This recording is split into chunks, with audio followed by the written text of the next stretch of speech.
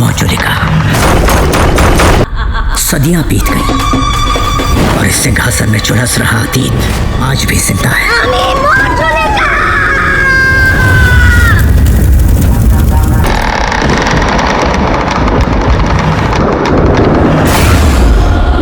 इतिहास के पन्नों में इसका जिक्र कहीं नहीं था कि अगर ये तूफान था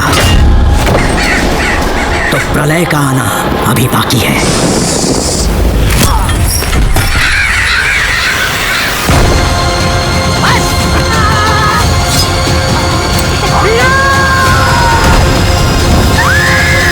तो दोस्तों, दिवाली के इस साल के बड़े बॉक्स ऑफिस क्लैश के बारे में तो आपने सुना ही होगा। ये क्लैश सिंघम और भूल भुलैया फ्रेंचाइजी के बीच है और ये टक्कर जितनी अपेक्षित थी उससे कहीं ज्यादा कड़ी हो गई है। पर्दे के पीछे चल रही खींचतान का आलम यह है कि रिलीज से चंद दिनों पहले भी दोनों फिल्मों की एडवांस बुकिंग खुल नहीं पाई है क्योंकि शो वितरण को लेकर अभी तक पक्का फैसला नहीं हुआ है। अब कहानी में नया मोड़ तब आया जब भूल भुलैया के निर्माताओं ने अपनी ओर से एक बड़ा ब्रह्मास्त्र चला दिया है। श्रेया घोषाल की आवाज में आमी जी तुम्हार गाने के कई वर्जन। ये गाना सिर्फ एक संगीत नहीं है, ये महंगी थेरेपी जैसा महसूस होता है जिसने दर्शकों को एक अलग ही लेवल पर एंगेज कर दिया है। सस्पेंस का स्तर बढ़ता ही जा रहा है और इसका कारण सिर्फ एक है, मंजुलिका का रहस्य। अब अगर मैं आपको कहूं कि इस बार फिल्म में केवल 1 या 2 नहीं बल्कि 5 मंजुलिका देखने को मिल सकती हैं, तो आप क्या कहेंगे? जी हाँ, ऐसा कहा जा रहा है कि इस बार की कहानी में कई ट्विस्ट हैं। गाने के ट्रेलर में भी कुछ संकेत मिले हैं कि इस बार का मुकाबला माधुरी दीक्षित और विद्या बालन के बीच होगा और दोनों को असली मंजुलिका का चेहरा बनने के लिए संघर्ष करते देखा जाएगा। और सिर्फ इतना ही नहीं, अटकलें ये भी हैं कि तृप्ति डिमरी का कैरेक्टर भी मंजुलिका का रूप धारण कर सकता है। दरअसल ट्रेलर में उनका एक अजीब सा सीन दिखाया गया है जो इस थ्योरी को और भी मजबूत बनाता है। इसे देखकर लग रहा है कि पूरी फिल्म में रहस्य का पर्दा अंत तक बना रहेगा। एक और मजेदार मोड़ तब आया जब सोशल मीडिया पर एक पोस्ट वायरल हुई जिसमें कार्तिक आर्यन ने इशारों में कहा कि फिल्म में कियारा एडवाणी का भी एक कैमियो हो सकता है। अब कियारा का ये कैमियो कहानी के एंगल से बेहद इंटरेस्टिंग हो सकता है क्योंकि वह रूह बाबा की पुरानी दुश्मन के रूप में वापस आ सकती है। डायरेक्टर अनीस बज्मी ने भी इस पर थोड़ी जानकारी देते हुए कहा कि भूल भुलैया 3 असल में पार्ट 1 और पार्ट